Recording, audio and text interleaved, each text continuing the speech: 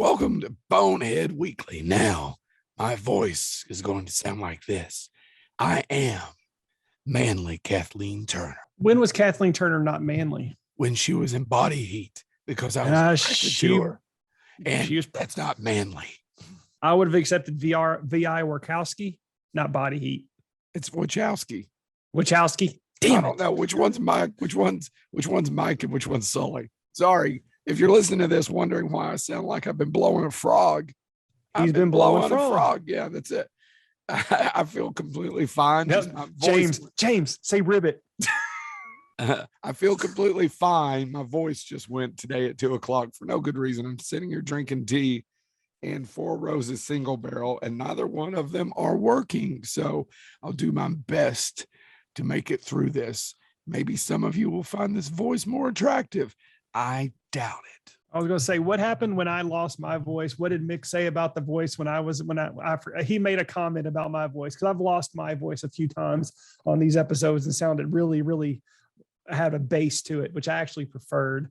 I don't know. You're all about the bass. I'm not about the treble. No rebels. That's an obscure meme. Oh, okay. I thought Joe just went really Southern on us. This isn't this podcast, Joe. No. It's a meme when that was out. James sent it to me one time. It's stuck in my brain. About the bass, no rebels, and it's the fight on Hoth. So to give Joe a break on his voice, this is going to be the first of a two-parter. We decided we wanted to talk about our favorite fight scenes in movies. And we decided we were going to break this up because when you think about fight scenes, you think of two different types of fights. You think of with your hands and fist and with guns. So we're going to, this episode, we're going to talk about hands and fist, maybe some knives, maybe some axes. I wanted to do guns first. Oh, I thought I prepared for fist fights. I didn't know. Yeah. I believe the text said, let's do. It did. I just said I'm prepared for fist fights. I'm just saying I wanted to do guns first. Well, I will point out that I let you choose. Take what you wanted to do. Fist fights. Hold on. Let's be nice, Joe. Just as an option to you, James. You can shut the hell up. No, Chad. Let me finish now. You should should recreate a fist fight. What I want you to do to know that you're a valued member of our broke team. Your expensive mic. What I want you to know to let you know that you're a valuable member of our team is that I want you to take what you want. I want you to envision what you want. Take a moment to do this now. Okay. Now take that and put it in your mind palace. I am doing that. Put it in a beautiful wooden, maybe carved however you want it. Picture however you want it carved. Okay. A wooden kind of like a storage. Hold on. Kind of a carved. Walking me through this dream. A carved, beautiful, inlaid, however you want it done, wooden chest. Got it. Now I want you to take that chest. Yeah. Put your dick in it. If you need to, take a moment. It could be Schrodinger's dick box. Keep going. If you need to, if you think it'd be helpful, you're in your process. Oh my God, there's just a cat in there using your dick as a scratching post. Oh my God. You need to. It's good. I'm going to have to get some extensions because that cat ain't going to be able to scratch long. If you need to, as a little dick moment, joke for you all out there about myself. Keep going. If you need to take a moment to make this easier for you, you can take a moment to picture that box with beveled edges, and I want you to turn it sideways and shove it straight up your own anus. Oh my God! You just suffocated Alexandria Daddario. Ooh, yeah, Chad. She's up there. Yeah. Chad. Joe. Yeah. Wait, are you all implying the existence of somebody that lives in Joe's anus? Yeah, I'm really curious because a lot of my fight scenes are actually already the famous ones, which is really sad that I don't have a more obscure one, but this is often the true story of this show. Yeah. Well, I was about to say, and Chad said movies, and I've got a couple that aren't movies. Mine's not. Well, if it's a book, I'm going to punch you in the dick. James, I should have. It's really hard, by the way, to do a fight scene in a book. We're not going to. This can be TV, but you'd find a way, you son of a bitch. This can be TV because I am doing. Tried reading. He's not going to let you talk about the third season of The Fall Guy, dude. Maybe if you would stop being a goose stepping moron and try reading books instead of burning them. I know you get cold though. You got the voice saying you need to stay warm. I've got my blanket that Nicole Griffith bought me last year. That's got the horror people on it. If you're watching the YouTubes, it's really comfortable. Thank you, Nicole. I doubt that you've ever listened to one episode of the show, but maybe somebody will let her know later. Or you'll get a cease and desist. Please do not mention my name on your crappy show. That's right. Or Brandy's going to tell me to stop sleeping with her, which hasn't happened, but just tell him that. So I'll go first. Now, mine is a combination of two movies. One of them is a John Wayne film directed by whom? That's right, John Ford. It's called The Quiet Man. It has a fist fight in the street. It's a damn long, good fist fight. But you know what's better? And there was a guy and a tour who in the 80s said, fuck that. I'm going to get me a WWF wrestler, not the WWE. Oh, you bastard. I'm going to do one at 6 fucking minutes. And they're actually going to fight because I got me a wrestler. This was my number one. Why didn't you think I wouldn't take this? I didn't think you would take it. You know who directed it. I know. I was like, Joe's not going to bring this one up. Well, hold on, Chad. Have you looked up the time? I knew it was long. It depends on where you go on how long they say it is. Some are like 5:20, some are 6 minutes, some are over 6 minutes. But it's a damn long fight between David Keith and Roddy McDowell. Roddy McDowell, that'd be funny, wouldn't it? And he also said David Keith. It's Keith David. Fist fight. It's Keith David. I know. David Keith and Roddy McDowell did the USA version. I would do a Roddy McDowell voice right now, but there's no way. No. Oh my God, it came back for a second. There's no way I could do it. So, I mean, Keith David and Roddy McDowell. Roddy Piper. Did you know that they practiced it so much that they did the fight for real? No, I did not know that. I didn't know that either. I knew they practiced it, and I knew they shot all day. And that movie's small budget. That movie shot for like 10, 20 days. Very small. Yeah, it is. And honestly, it does look low budget, but man, is it good. And people, here's another thing. That movie came out, opened up at number 1. I didn't know that either. Universal pulled it after 2 weeks. They pulled John Carpenter just never gets a break. They pulled the fucker. Go Google it. And it was number 1. It's one of his few number 1 films that opened at number 1. There's not a lot. You think of John Carpenter, but he had a long career. Well, he's not dead. He's had a long career, but most of his films not overly successful at the time they came out. And there's very few that premiered at number 1, and that's one of them. And I love that movie. That movie somehow, some way, has entered into the zeitgeist. I guess we've talked about that on here before. Just the cultural. Well, and in the world that we live in now, it's definitely become more. But that movie hasn't. It's like he was a pseudo. It's based on a short story, but he wrote the movie under a pseudonym. And Chad, that movie's just as prevalent. It's just as accurate. It's more, if not more so. It's more accurate. Yeah, I mean, even then, nobody thought social media was going to happen. No, and he talks about the 80s and Reaganomics, and I've said this before. It's like, and he said that it never left. Right. Never, and even in entertainment, we've never left. I'm going to go see Ghostbusters in 2 weeks. Yeah. The 80s have never left. Man, and I'll be honest. Speaking of which, it never left. I don't know. It was tonight, and obviously I had to teach, so I didn't get to go see it. But Rocky versus Drago, where they put back in 40 minutes, and I recommend everybody watch it. I don't care if you don't care about that movie at all. There is an hour and a half shot on an iPhone by somebody that was just there. I mean, it was officially released by MGM, behind the scenes, and it is. I mean, I have more respect for Sylvester Stallone as a director because he sits there and critiques himself as they go through scene by scene. And he goes, that was dumb. That's stupid. This is, there's a scene where, because I guess this could lead into one of mine. I mean, the Rocky fights, however you feel about that franchise, are always epic fights. Agreed. Well, let's talk more about before we, okay. They live. Well, what I was going to say real quick though, is if you get a chance, if you get a chance, watch that documentary, because there is an entire scene where where one of the changes he makes, and I never had noticed. I've seen Rocky 4. My dad and I used to watch Rocky 4.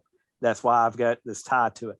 But there's a scene where, and I never noticed it till he pointed out, where Drago throws a punch, and when you see it it cuts to Rocky getting hit by the punch, and it's coming in like this, and he goes, "That's stupid. Drago's way taller than me." He goes, "I don't know why I didn't catch that when we were filming it." And so when they did the edit, all he had them do was pivot the angle, because they can edit film digitally, and so he pivoted him be like this, where it looks like it's coming down. It sounds silly, but it really changed the whole gestalt. Actually, the 40 minutes, everything I've read about the 40 hopefully minutes, the extra 40 is hopefully the 40 minutes turned it from the hour and a half montage that it was and turned it into an actual fucking movie. There is a scene in this it. One is just a fucking montage film. It is the way. There is a scene though in it where they showed one of the scenes that he went back and got off the cutting room floor, and I was like, God, that does make it a darker film, and it's Rocky taking ownership for not throwing in the towel. And he said, actually, the way it was scripted, I changed it to where it looked like it didn't happen. But he goes, the way it was originally scripted was I did throw in the towel, but I threw it in a minute too late. And that's what gets restored as part of the scene. He goes, I throw it too late, and he's already been hit for that last time, and he staggers for a while before he falls. And I was like, oh, and then there's an entire scene where he has to go to his wife, Apollo's wife, and say, it's my fault. And I'm like, yeah, that's not a montage movie anymore. And so, yeah, if you get a chance, Chad, we just watch the documentary about it, because I was like, oh my God, that's fascinating. Anyway, well, that was James's turn. Chad, go to you. No, I want to talk about They Live Some More, because we actually didn't talk about the fight scene itself, because I know, because fucker had to go off about. I didn't get to see this. Oh, you were talking about how you were going to watch Ghostbusters. Don't start on me. Well, why don't you go have a lozenge, Parvo? Oh my God! I wonder if I do have one. Isn't that what dogs get? Yes. Yes. It's a throwaway joke to Roadrunners, which you've never seen anyway. But there's a guy that coughs all the time called Parvo, and he always screams lozenge. So that's why I called you Parvo. I could be Craig Lunger. Yeah. Either way, go ahead. No, They Live. What I liked about it is, it is so long. It is a great fight scene, and normal fight scenes don't last that long. That's what's so great about it. It just kept going. And every time you thought that they were wrapping it, one of them would jump on the other, and it would just keep going.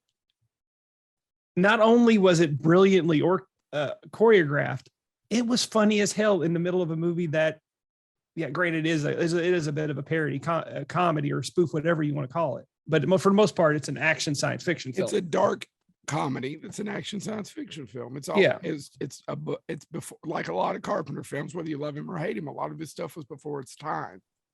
But when you talk about his action films, Escape from LA or Escape from New York, Big Trouble in Little China, none of them compete to that fight scene in They Live. And I think it is because of they got Roddy Piper, who is one of the best wrestlers that ever lived, to it. It wouldn't have been the same if it was somebody else. It wouldn't have been the same if it was Bruce Campbell or something. It was because it was Roddy Piper. Roddy Piper. I agree with you. You don't think Macho Man could have pulled that off? No, I saw Spider-Man. But it's the dumbest reason that they're fighting. There's no reason that they fight for 6 minutes. It's over him. It's over Keith David putting on those glasses. Yeah, Keith does not want to put on those glasses. He doesn't want to put on the glasses so he can see the alien. So you're going to put these on, fucker. No, I'm not. And then they fight for 6 minutes in an alleyway. Right? That's the reason. There's no other reason. It's dumb as hell if you think about it. Don't think about it. But it sure does make that movie so cool. And people remember that shit. You know, my biggest problem with They Live, it still drives me crazy. What's that?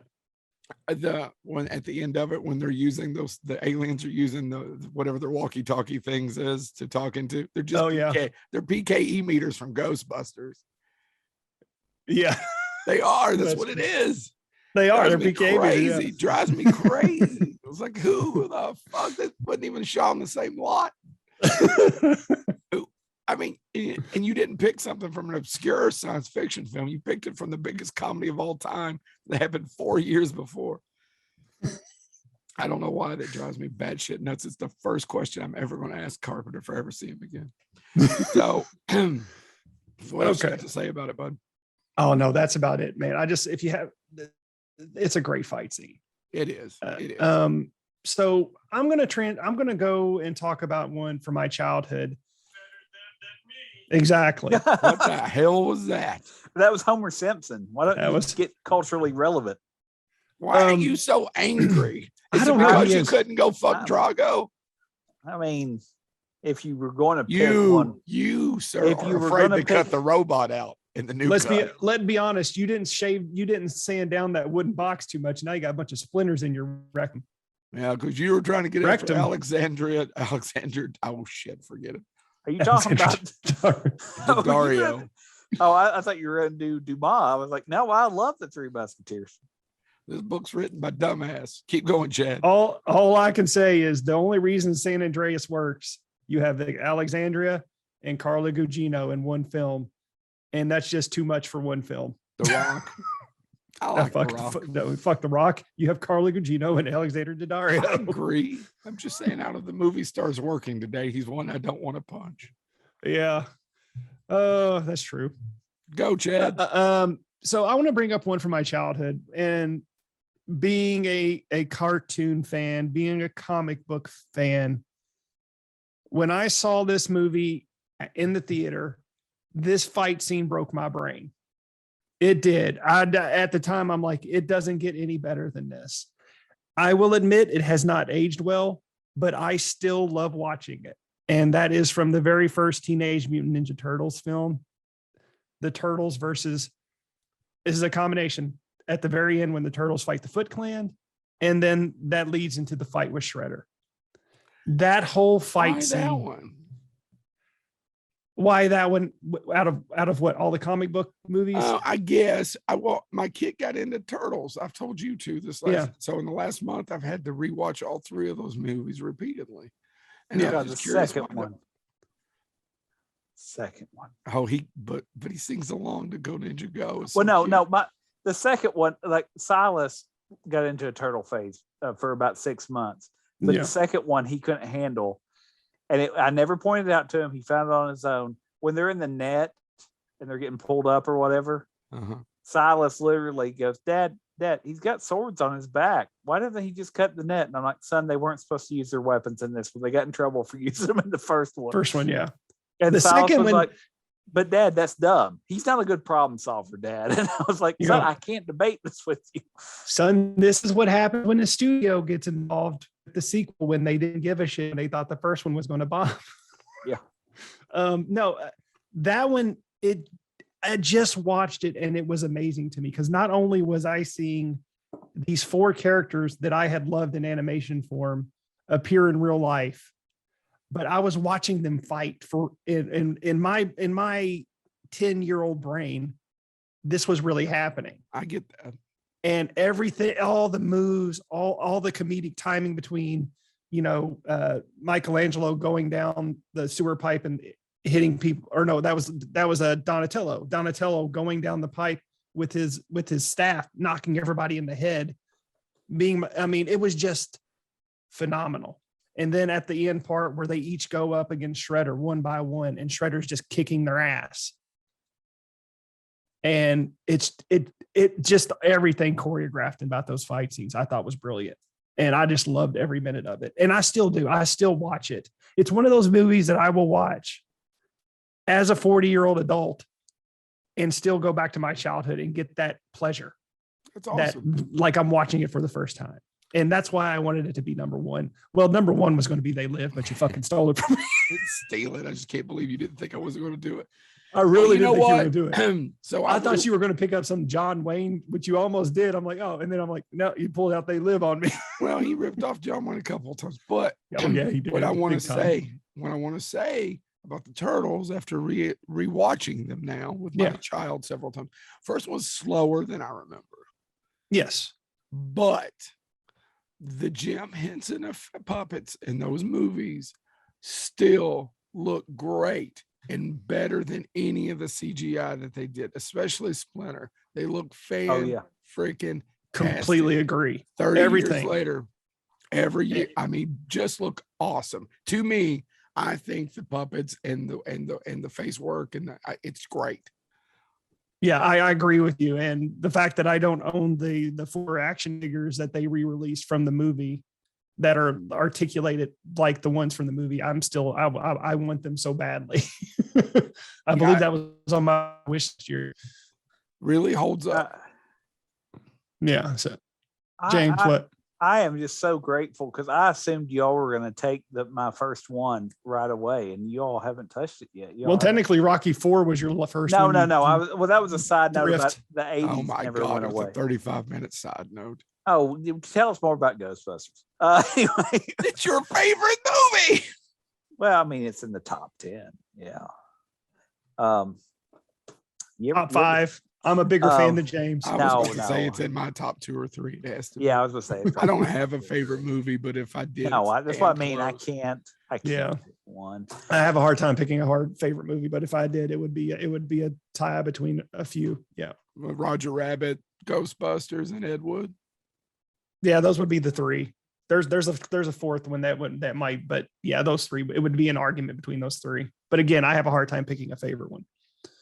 James, we're waiting. The one that came to my mind right away when we picked this topic, I'm like, God, this is what but I literally was convinced now they're going to say it before I get to it. I kind of am shocked y'all didn't, because it is. Oh my God! I love it. Movie. I love it because everybody gets the hell kicked out of them. The hallway fighting Old Boy. The original. It's my second. You fucker. It's my second. It was my second. By the way, if you all have never seen, if you listening have. It's easy to find on YouTube. No, we're not talking about the Spike Lee version. No. The original Old Boy. Just search hallway fight Old Boy on YouTube. You don't have to watch the rest of the movie. I believe it's also called the corridor scene. Corridor scene. That's the other way. Yes. It's one of the best fight scenes. Oh my God. It's better than the ones Chad and I talked about. It's just that's more of a place in my heart than Old Boy. Well, same thing with Teenage Mutant Ninja Turtles 3. What I love about it is it makes perfect sense when you're looking at all the fighting and all of that stuff. And what I love about it is that he has a hammer and he walks out the door and he's beat this guy and he walks out the door and there's 20 people in the hallway. Yeah. Oh my God. And he literally, and he's leading this guy out and he finally realizes, okay, I can't hold this guy and deal with all these people. So he shoves them away. One of them takes the guy that he's been beating on and takes him away. And then he has to fight his way through the hallway. And if I remember correctly, because I should have rewatched it, but I remember the scene pretty well. At the end, he's fought everybody. Now he's had a stick broken over his back. I think he actually has something sticking out of his back. He has an axe out of his back, stuck in his back. And so he's standing there, there's blood, and all of a sudden you see blood is trickling down his neck. But everybody else is waylaid behind him. Like he has used his hammer. At one point, he throws the hammer and starts punching. He gets knocked down. He fakes being unconscious, so they'll get closer just so he can whack one of them and throw another one behind him. I mean, it is brutal, but he also is brutalized by it. But if I remember correctly, doesn't the scene end with an elevator opening and there's people with guns and he just runs? I mean, it is the height of extreme fighting, all of that stuff. But it's more, I don't want to say realistic, but I mean, he doesn't come through unscathed. He's not the ultra cool hero who's straightening his tie after killing these people. He is beat up. It is not he doesn't get to just be brutal. He is brutalized as well. And it's done as kind of a continuous shot. And what they do is they pivot the camera to where you're effectively one of the walls. And so you see it on the side most of the scene. But it is just a great fight scene because, like I said, I would recommend watching the entire movie. But if you just want to see a fight scene, if you're going to watch 2 scenes, watch that and him eat the squid. The squid, which is for real. He really ate the squid. A live squid. And I think, if I'm not mistaken, didn't he almost die doing that too? I have no idea. But I feel kind of slightly bad because the squid's fighting back. Yeah. It is claw. Oh God. Clawing on his face. And that fight scene. So when I first saw Old Boy, I didn't know anything about it. And then that fight scene happens. And all of a sudden I was loving the film, but suddenly I just leaned forward in my seat and I could not believe what I was watching. I mean, that I'd seen The Matrix, I'd seen all that crazy fighting style, but just one man in a corridor with a hammer with a bunch of goons with knives and axes and boards. Shot beautifully. And it's shot beautifully. And it just keeps going. And you're like going, how the hell is he going to get out of this? And he just keeps, and there's just like with They Live, even though you know it's not over, he has to stop. He has to take a breath. And so do the other guys. And then they just keep going at it. It's amazingly choreographed. I don't know how they did that in that tight of space. It's amazing. Joe, what do you got? All right. Well, he stole my second one, so I had to do a little quick. This one's not as famous. I thought James would take my third one, but he isn't, so I may hold out for him. But this one is Nikolai in Eastern Promises. Oh, yeah. I thought about that one. I almost put that in there. Are you talking about a certain scene in a bathhouse? It's a scene in a bathhouse. That was going to be another one of mine. Good. So Viggo Mortensen, directed by, why can't I think of David Cronenberg's name? David Cronenberg. It was the follow-up to another movie that I love that they made called A History of Violence, which also has some good fight scenes in it as well. But Eastern Promises, it's in the bath scene. It's in the bathhouse. They're trying to get him in there to figure out who he is. And they have these and like vinyl cutter knives and they're after him. And Viggo does this scene bottomless for part of it. Yep. Yep. You see him. See it all. Tilt. See Viggo and his Mortensen. And he almost flies away. It's going so fast. Okay, Chad was really looking close. That was a big screen. I may have put it on slow motion. May have. That's okay. But it may be a poster on my wall. I love it because it's so visceral. Yeah. It's battle damage, right? So we're talking about They Live. That's not a visceral battle damage fight. It's just beautifully choreographed. But this one, they're getting hurt. He's killing people. His towel falls off. His dick's out. His Johnson's going at town. I don't know why we keep going back to Viggo's I don't know. dick. In all fairness, it is Viggo. He is Viggo. He's a handsome man. But it's just brutal. It's one of the most brutal fight scenes in film. What do you guys think? It honestly kills those two people brutally. And it's not brutally like in excess blood. Brutally, I bet that's what that shit would look like. It's either that one. It was a toss-up between that and History of Violence as the most brutal. David Cronenberg has two of the most brutal, violent fight scenes. That fight scene between his kid and the other kid in the high school in A History of Violence is really brutal too. Yes. He just beat him down. Yeah, but the Eastern Promises one, it is bloody. That's a movie I don't hear about anymore. I wish we did. It's a good film. It is a good film. It's like, the last Cronenberg film I really liked. Yeah, I don't. The one where he plays Sigmund Freud was not. I didn't really care. I didn't care for that one either. I didn't care for the one where they're in the Hollywood Hills.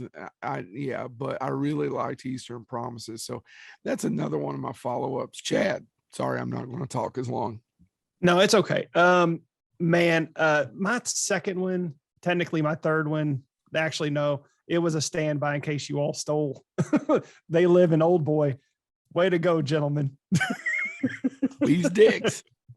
You took what you loved and took it from you. So don't ever do that again. I was trying to think of a more conventional action star whose fight scenes I really loved. And the one who comes up repeatedly in my mind was Jet Li. Yeah. And I want to talk about Unleashed. Okay. I haven't seen it in a long time. I don't remember a damn thing about it. It is, I actually just watched it. Did he play dog? He played, well, his name was Danny, but he played a dog. Yeah, Danny the dog. Danny the dog. Danny the dog. Who was trained by Bob Hoskins in another one of those Bob Hoskins roles where he owns it. And Bob Hoskins may be my favorite actor. If not, he's really damn close to it. Right up there with Luis Guzman and Oliver Platt. But no, Unleashed is about Jet Li, who plays a man who, since he was a kid, has been trained to be like a dog. That whenever his collar is every time he's let off his collar, he attacks. and he attacks in some of the most sensational way possible. And there are 3 or 4 really good fight scenes in this. And I was trying to think of the best one that I could talk about, because it's weird when you have a movie that has so many amazing choreographed fight scenes. It's hard to pick which one. And honestly, there is one where Jet Li fights a guy in white, bald guy dressed in a kimono type thing. And the whole fight scene itself goes on for about six and a half minutes. But the one part that I want to talk about actually involves them in a bathroom, specifically in this small little corridor where the toilet is. They are right next to one another, almost touching chest to chest. And there is so many amazing moves in this tight space that both Jet Li and this other gentleman, who I wanted to look up his name and I didn't do it, can perform with one another, where they're bashing through walls, they're headbutting, Jet Li's hitting him on the side, they're bringing their feet up, they're slamming into the toilet, and it's all super fast nonstop. And it just gets your blood pumping. And I mean, when I talk about, and if you haven't seen Unleashed, again, it's one of those movies that I highly recommend checking out. It's one of Jet Li's lesser known films, in my opinion. I agree, because it was originally called Danny the Dog, right? I think so. And they changed it to Unleashed in America. I think in other countries it's called Danny Dog or Danny Dog, whatever it's called. And it's also written by, and it's the truth, somebody who may be underappreciated in terms of his filmmaking. And I'm forgetting the director of the Sixth Sense, not the Sixth Sense, The Fifth Element. Besson. Besson. He wrote Unleashed. And it was directed by Louis Leterrier. Who directed your favorite Hulk movie? Yes. The only good Hulk film. I like scenes in the other one. Which that may have been. That was also one of those movies I thought about bringing up for a fight scene, but Jet Li. And also the close second in Unleashed is the opening sequence. The movie opens up with a fight sequence, people. That's how cool Unleashed is. So I just wanted to talk about Unleashed real quick. All right, James, it's time for you to pontificate for the next 45 minutes. Actually, I want to talk about it is a scene in a movie. Love you. It begins in a movie, but it has this great scene, and it's not a traditional fight scene, which normally are quick, right? You punch, punch, punch. This movie stops and slows it down and gives the internal monologue as the person calculates what they're going to do next. Robert Downey Jr. is Sherlock Holmes, boxing in Sherlock Holmes. Yeah, they're a lot of fun. That first movie's a lot of fun. And what's interesting about that, a lot of people mistakenly have only seen the Sherlock Holmes films that came before and was like, oh, that's not what Sherlock Holmes did. No, Sherlock Holmes fought. Matter of fact. You also got to think the Benedict Cumberbatch one, he doesn't fight either. Yeah, and that's what I mean. But he doesn't have to. Sir Arthur Conan Doyle, Cumberbatch. He's dreamy. And no, Arthur Conan Doyle, author of Sherlock Holmes, wrote into The Mystery of the Empty House, or I'm getting the title somewhat wrong, but it's something along that. It was one of the first stories after Sherlock Holmes came back from the dead after being killed by Moriarty. Well, when he got back, of course, Watson said, how did you survive? And he wrote, Arthur Conan Doyle said that he used Baritsu. Well, the problem is Arthur Conan Doyle spelled it wrong. The actual word is Bartitsu. And Bartitsu was I'm not making this up. It was we've been to bars where we've seen tits too. I knew this wasn't going to go. We got a story about an after hours club in Winchester about 3 a.m. where I think people should have went to jail. Yep. Anyway, my point. I'm glad it wasn't us. It was developed in England, but in the time that Arthur Conan Doyle was writing, and it was hugely popular for a time. And it mixed together jiu-jitsu, boxing, and French kickboxing. I thought he was going to say French kissing. And so it was an actual form of martial arts that was developed to be, and it was meant solely for self-defense to survive. So it would make sense that Sherlock Holmes did it. However, he constantly trained in it, and that's the illusion that Sir Arthur Conan Doyle made. So if you watch those movies and be like, why is Sherlock Holmes fighting? Well, it turns out that actually does come from Arthur Conan Doyle. And so those scenes in the movie, by the time you get to the second movie, and he's fighting against Moriarty and they're going back and forth. I love that scene. A lot of people hate it, but it really is. So I wanted to pick one movie that has more of a thinking man's fight scene where they're sizing each other up and he's doing favors the left eye, which means if I take out the left eye, all of that.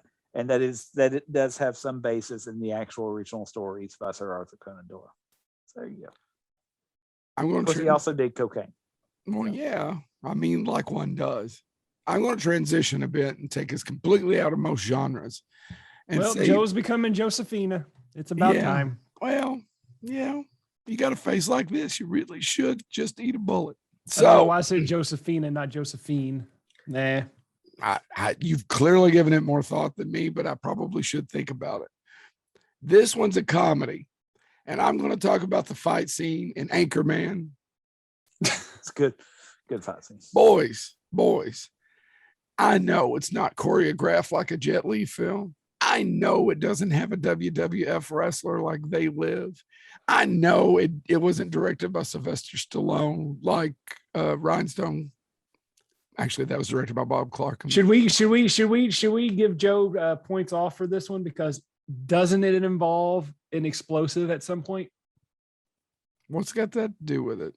They fight with their fists. He has a trident. You killed a man with a trident. My man talked to you about that. Isn't there one scene where Steve Carell's holding a stick of dynamite going, ah! Yes.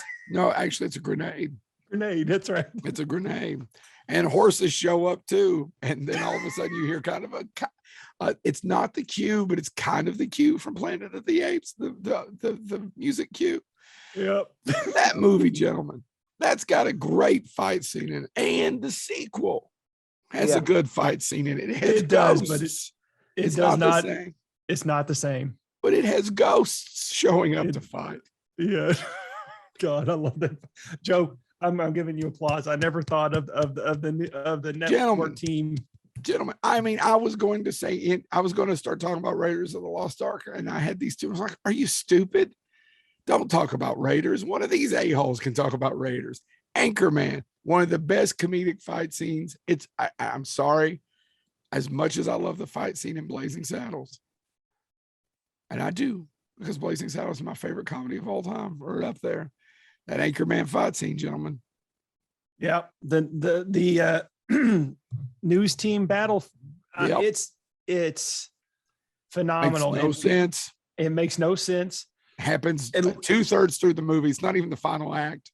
It's almost, and it pretty much is a reason just to have your friends who are also big time celebrities appear in your movie and do bad accents. Do bad accents and act like complete goofballs for a day. Yeah, I'm assuming that's exactly what it was. It's like, hey, you assholes want to come over, do something for nothing and have a blast, and you can do whatever you want to. Yeah. And that's where I kind of felt part two kind of went the wayside. They're like, okay, we actually now need to have bigger names show up. And then I was like, oh, it took it too far. Well, hey, that escalated quickly. Yeah. All right. Who's up next? I'll go next. I'm going to reserve one. I'd want to talk about, I want to do a brief honorary mention, but this one I have to talk about. When you think of big action star fights, who do you think of? You think of Jet Li, as I mentioned. You might think of Arnold Schwarzenegger. You may think of Sylvester Stallone in the Rocky films. I've got the ultimate one. Bob Odenkirk. The bus scene from Nobody. I still haven't seen it. Guys, I will talk more about Nobody in our year in review episode. It is 90 minutes of amazing. That's all that movie is. And particularly the bus scene is one of the most well choreographed fight scenes I have seen in a long time, if not maybe the all time. I'm not going to go that far, but it's definitely one of the best fight scenes I've seen in a long, long time. It all takes place on a bus, and Bob Odenkirk he's dressed like your everyday man. And then all of a sudden these 5 guys get on, they're going to cause trouble. And Bob Odenkirk's just goes ape shit on them. And again, just like with Old Boy, he doesn't come out unscathed. He is getting his ass handed to him. The thing is, though, he still gets up and just keeps coming and coming. And every time you think he's had it, he gets up, he spits out some blood, he holds his side because he's hurting. He gets back up and just starts beating the shit out of them again. Again, it's about 5.5 minutes. And from the moment it starts, I am sitting there tensed up with my, it was one of the few instances where I'm actually drinking, watching a movie. I had a glass of Four Roses, and I put the glass down and put my hands on my face and going, oh my God, what am I watching? A glass, you say? Yeah, I don't drink out of the bottle, you alcoholic. Now break it over your head. It's for my throat. I can't do the math unless I had the booze. Keep going. But it's just one of those fight scenes where it feels like, again, some of the stuff they're doing is not realistic, but the fact that he is getting hurt and honestly, he's getting hurt in a lot of ways worse than you see in Old Boy. And you can see it on him that he is in pain, but all he wants to do is hurt these 5 assholes. And that's what's making him go. This is just desire of, he has had the worst fucking day anyone could possibly have. And he's just this normal man. And he's had it, and he's going to beat these people up to the point where they can't walk simply because he's pissed off. And it's great. It's what a lot of us feel when we're angry every day. We just want to be able to do that. That's what I want to do to the bicyclists who are in front of me on the way to work. Oh God. I hate those people. I do too. Were they wearing the spandex, Joe? I don't even care about that shit. It's just, if you're going to share the road, obey the same damn rules I am. You wonder why I check you with doors. The spandex bothers me because the only reason you're wearing that is because you think you're in the fucking Tour de France. You're not. You're in a little small town in Kentucky. Put on some regular riding clothes and get off the road and let us drive. Yes. Get a buggy whip and get off the road. I'll be honest. I'm fine. I do believe in sharing the road. I do believe in bicycle. But actually, Joe's point is what gets me. When I see them go straight through a red light, because all of a sudden they're politicians. They're pedestrians when they want to be pedestrians, even though they never get off the bike. No, that because they put everybody else. I've seen cars have to swerve because they run a red light. I agree. And but I'm wearing the helmet. I'm aerodynamic. If a car ran a red light and endangered other cars, it'd be an issue. But it's bicyclists, so we're not going to do anything. I agree. We're protecting the planet. Now we've turned into 3 middle-aged guys. I think that's what we were to begin with. Oh shit. James, what's your last one? I want to bring up something because there's a ton. Actually, Raiders I thought about because the mechanic fight is iconic, but I want to bring up something again, and it's since been made into a show, but I want to talk about the original. If you were reading comics in about 2003, if somebody turned you on to it early, you would have been 12 issues into this series about a kid that discovers his father is an alien and he's got phenomenal powers and all this stuff. And 12 issues in of following this kid's journey, you would have saw his father, the alien, beat the living daylights out of him the first time he stands up to him when he finds out that his father's ultimate plan is more or less to conquer the planet. Invincible.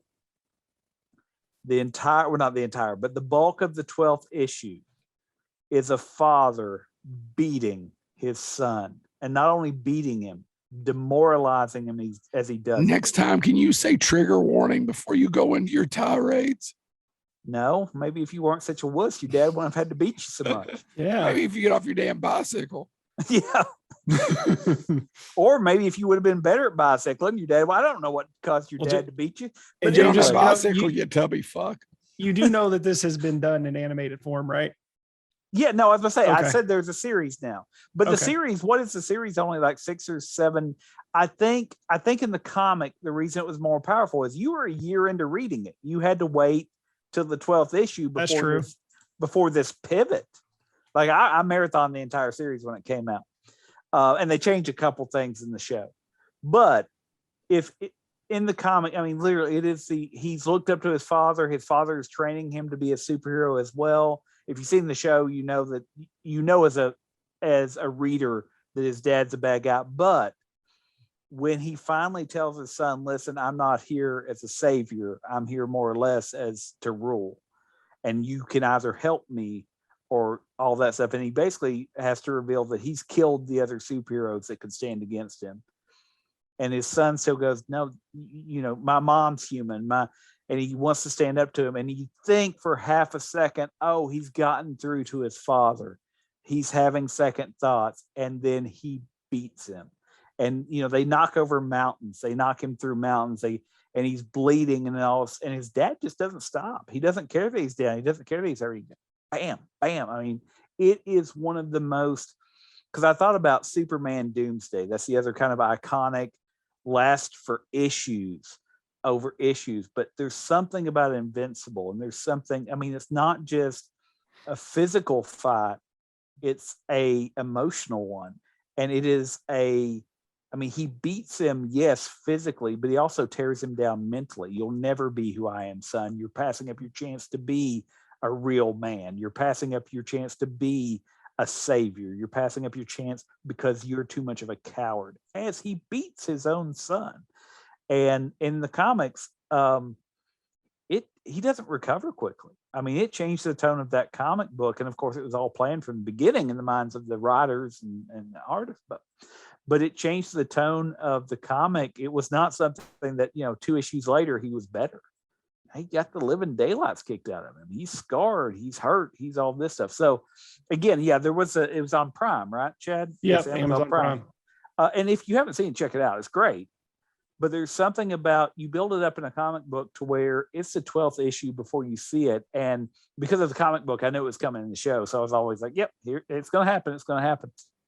But it is probably one of the most brutal fights I've ever seen, because you effectively have, the father is Omni-Man, basically a stand-in for Superman. So you can imagine Superman having a son, which has happened in the comics now, and beating him. Just beating him nonstop and not caring, like I said, not caring that he's down. He wants to hurt him every way he can.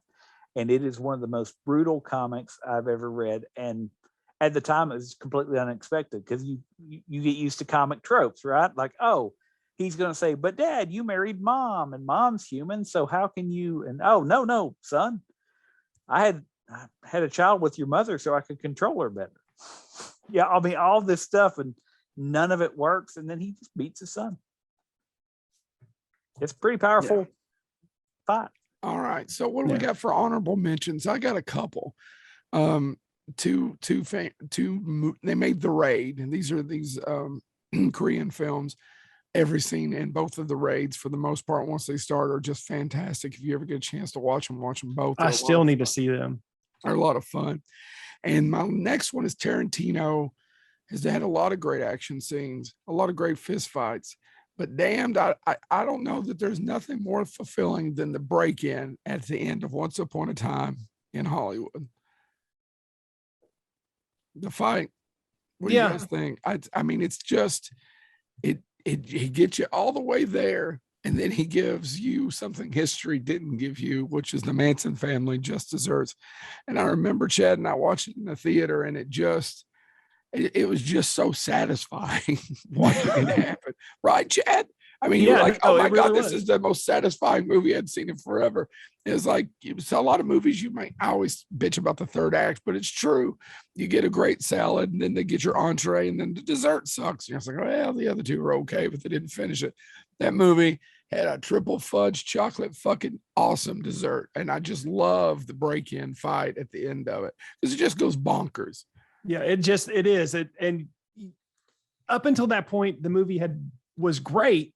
And I was dreading it because I know the history. And we was both just were sitting there dreading it because I was like, I don't want to watch it. And we had both sit there and talked about it, going, do we really want to see this because of that? And I don't want to see what happens to Sharon Tate in real life. Yeah, the whole buildup, we were waiting for that to happen, and we're going, no. And then all of a sudden we watched that, and both me and Joe almost jump out of our seats. Well, and the whole theater was laughing. Remember, this went crazy for it. We went to the early sneak preview that Thursday. The movie was just crazy. People were like, that flamethrower came out. Everybody was almost on their feet. It was a great experience. And I just love that fight scene. Who's next? Chad. Okay. So, James mentioned Rocky IV. I personally, I liked Rocky IV as a kid. It doesn't hold up for me now. What does hold up for me is Rocky III. I love Rocky versus Clubber Lang. That last fight battle, I still love it to this day. However, when you're thinking of 80s sports films and, the underdog overcoming, the terror, I don't think it gets any better for me than Frank Dukes versus Chong Li, or Jean-Claude Van Damme versus Bolo Yeung in Bloodsport. That last fight scene, honestly, all the fight scenes in Bloodsport I loved as a kid because it was just different fighting styles, which is why when UFC actually did that for real, when UFC first started, I was so excited for it. And it was partially because of Bloodsport. And that last scene between Frank Dukes and Chong Li, I think are amazing. It's one of the best fight scenes in those types of movies. Highly recommend that. But what I want to end on for my most honorable mention. Now hold on. You're on your 14th. I'm on my third. Mention. Yeah, I did two quick ones, but this is the one I want to spend a brief time on. It's a TV show. It's my other comic book mention. It's the hallway scene in season 1 of Daredevil. Yeah. Okay. Good. Yeah, it's one continuous shot. And he just barrels through. He goes from room to room, throwing people out, beating them up. He's getting beat up. You could see he's getting exhausted. And that is an ongoing trend with the exception of one movie that I picked. You can clearly see it makes you feel like it's a legit fight scene because they're just getting exhausted and getting the shit kicked out of them, but they're still prevailing because they have this sense of purpose to get this fight done. And with Daredevil, it was to save a little kid. I just loved it. All right, yeah, James. And it invokes that same sort of response as Old Boy. There's panic. And even though the show's called Daredevil, right? He's not going to get killed in that hallway, but you very much feel there's a risk. I agree with that. I want to give one more honorable mention from a comic book, The Dark Knight Returns, number 4 from 1986. Somewhat of the inspiration for Batman versus Superman, but it has what arguably is the greatest Batman versus Superman fight when Batman has to take on Superman and they actually end up brawling. He uses kryptonite to weaken Superman, and he ultimately wins the fight by kicking Superman in the groin and just knocking him down because he's Batman. He'll fight dirty if he has to. With that being said, there was also, this movie gets forgotten because some people think, and I see where people come from if you're a big fan of the comics, but Thomas Jane as a Punisher has that great fight scene with the Russian. Played by Kevin Nash. And the reason it's a great fight scene, and it does work in a Punisher movie, is it is Frank Castle fighting with only what he's got around. And actually there's a comic book resource actually has an article about this, Chad. And you mentioned the Turtles. It took all 4 of them to take down Super Shredder. And the joke they make is Frank Castle took down, basically the equivalent of the Super Shredder with a pot of boiling water. In all fairness, they didn't take down Super Shredder. Super Shredder took down himself. That's didn't do a damn thing in that movie. Oh, well, you can contact Comic Book Resource and correct him. Anyway, the point being, it's a great fight scene because it shows that one of the reasons Frank Castle works as a believable character is anything he can get his hands on, he'll make into a weapon. Now he's going to get beat to death trying to make it work. He gets his head slammed repeatedly into a refrigerator, things like that. I also, though, wanted to give out one quick shout out, because one of our shortcomings here, and I wanted to own it up front, is we didn't give a lot of shout out to women in fight scenes. I've rewatched it the other day with the kid. Scarlett Johansson doing the fight scene while she's tied to the chair. In the Avengers. In the Avengers, that's a pretty good fight scene. So I wanted to give us women shout out. There'll be, by the way, I'll do more women shout out when we talk about gunfights. Well, I think there's more gunfights with women. I bet if you went through cinema, there's more gunfights with women. Maybe I'm wrong. I wanted to pull out one more. It's not exactly a fist fight, though, because he uses swords. But however you feel about these early movies, and definitely it deserves credit for helping the comic book trend get relaunched, especially the Marvel one. Blade, the opening club fight in Blade is a great fight scene. However you feel about the rest of that movie, it's the only good scene in the movie. That movie had me sold. Honestly, the first James just did that so Mick would be listening and start screaming at us. No. I understand Mick's issue. And by the way, I probably would agree with that commentary on the director. But those 8 minutes, about 8 minutes, where he follows the guy that's going to be the victim into the club and the blood starts raining down and all that stuff, and then music skips, Blade's there with the sword, and he just starts wrecking people. That's a cool scene. It doesn't even have to make sense. You're like, oh, that guy's going to kill some folks, and it's a good time. Yeah. So, I mean, those are the ones that come to mind. I wanted to pull in some comics. I wanted to pull in some other ones. I mean, we could talk about video games, but the problem is they're all fight scenes. Yeah. All right, guys. Anything else to add? Yeah. Why don't you take a loss? I've got one in my mouth, and I'm also waiting on a lozenge. This has been Bonehead Weekly.